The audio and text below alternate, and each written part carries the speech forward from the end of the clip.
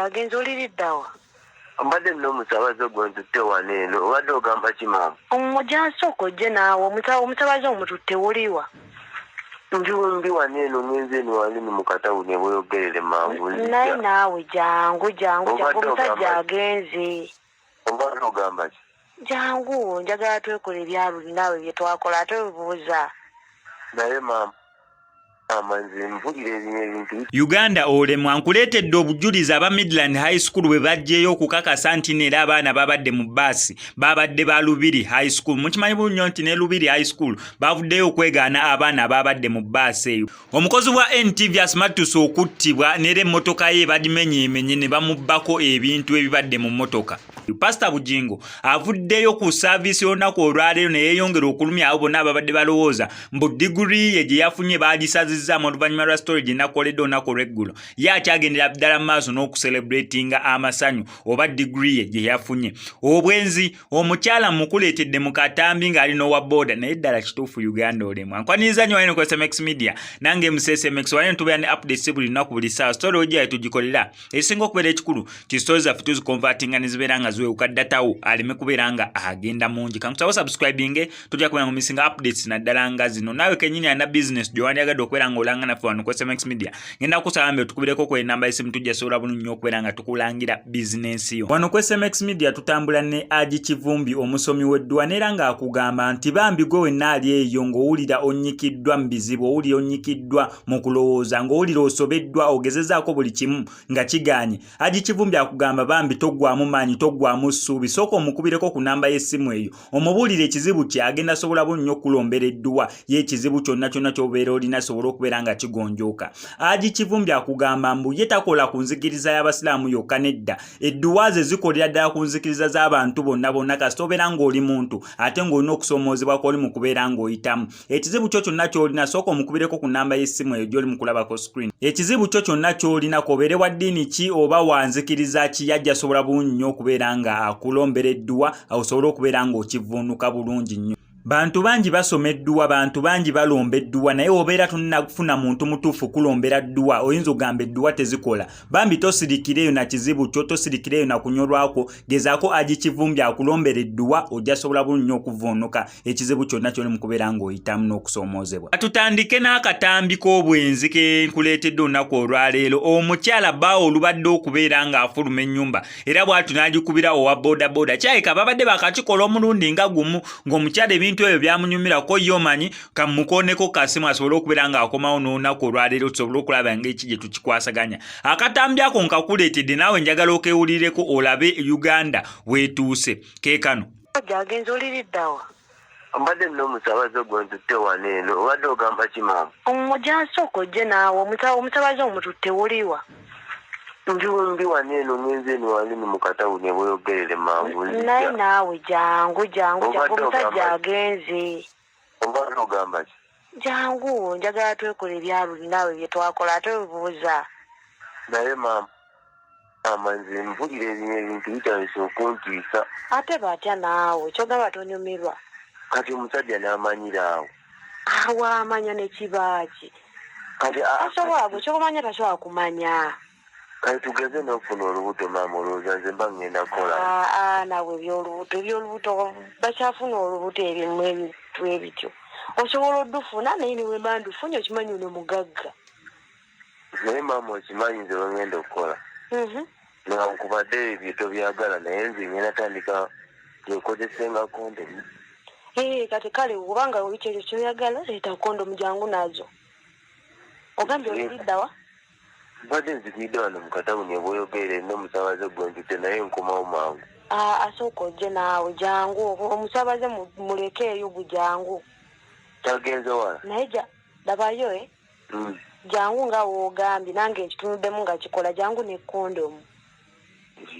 Kuba naye lwakuba n'ebintu bya kondomu naye naate n'olubuto saagala ofule ebyokwekole ebya kondomu tebiwooma. Anti era bwe buzibu nze tebimpooma era tebimpoomera ebya ddala nze siyumirwa. Kyokka ate n'olubuto mba saagala ofune lubuto kale tugenda kikola. Olubuto ne bwe ndifuna nsobola oddumusiba gwe ekyo tekifaako eky'olubuto. Naye maama kansuubira omusajja taatukwate kuba nze mpulira ntya tobaako kutya kwotyamu olubuto we naalufuna nga ndumusiba kale kanzijaawo kati kale jangu gezaako okwanguwa kuba badde yakava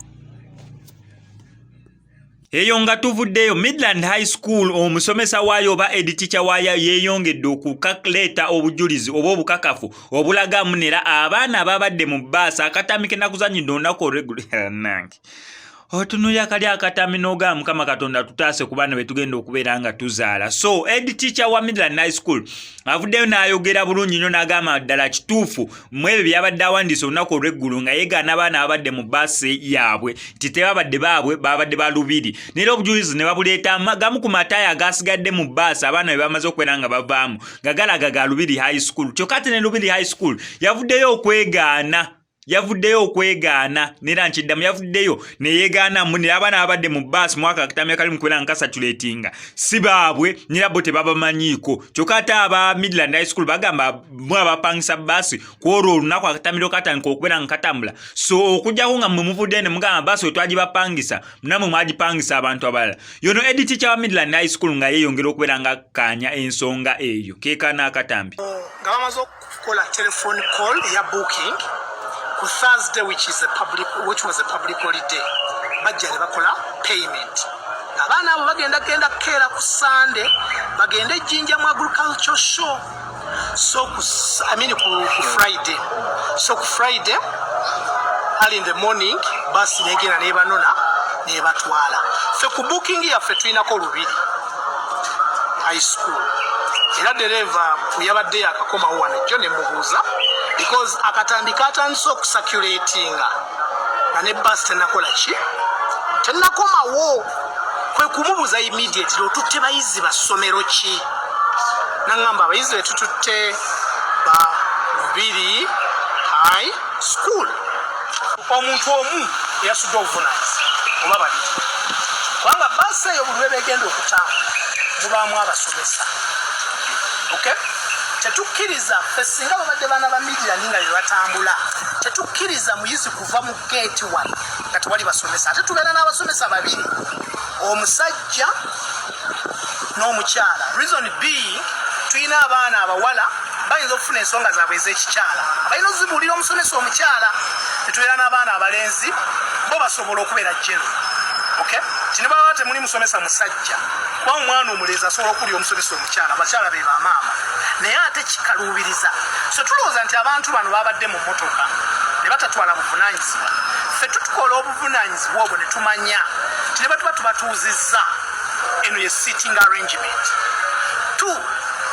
njagala ate era muddeyo mutegeere nti omulembe guno gwe tulina muzibu nnyo okwandolinga naddala nga covid amaze okugwawo abayizi bali si bangu nnyo okwandolinga so abasomesa bano ababiri ze ndowooza nti bandibadde beetikka obuvunaanyizibwa fule dereva bwe yatuuse nabadde nsobola omuti muriprimandinga n'omunenya ennyo naye kino ekintu kyabaddewo misana ate nga nze etteeka lyange liri nti basi terina kutambula kiro era buli muntu agipangisa kirina kubeera misana obudde bwe butuuka obumu nga tebalina kuweeyongerayo maybe banoonye we basula tuba tugezaako okwewala okubeera ng'emitima gitulundugga abaana b'abandi tebannakomawo ziri ssaawa 3-4 so tulowooza nti abantu abo batitukinza obuvunaanyizibwa era nze ndowooza nga bamumbuuzizza bwe munaaba mugenze ku ssomero eri abasomesa abo be bandituwadde explanation kuba ndabira ddala nti febe editicha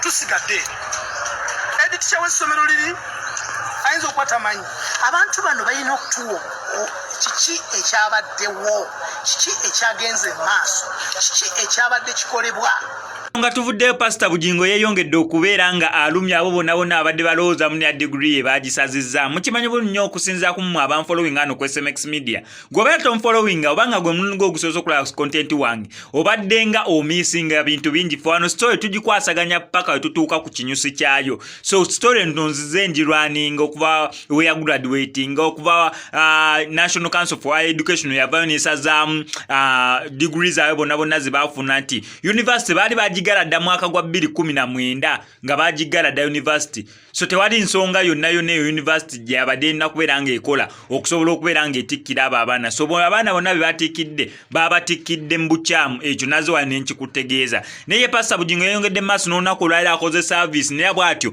n'ayita abo bonna be baali batikkiddeko bannange mwambale gawuni zammwe mujje celebrating nsobole n'okubeera nga mbasabira mu lujjudde. Mukama Katonda atuteremu obwangu mu ezo degree ze baafuna era bw'atyo n'abasabira.